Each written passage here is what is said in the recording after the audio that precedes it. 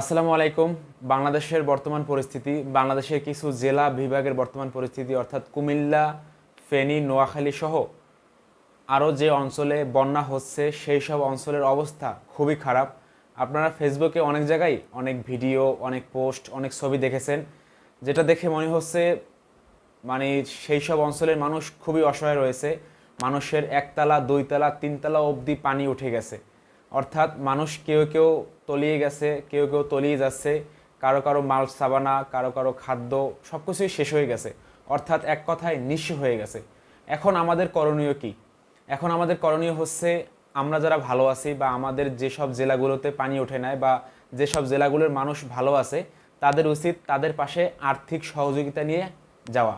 অর্থাৎ আর্থিকভাবে টাকা পয়সা হোক, খাবার দাবার হোক, যে কোনোভাবে হোক তাদের পাশে দাঁড়ানো। এখন কথা হচ্ছে, আমরা তো আর সবাই ওখানে গিয়ে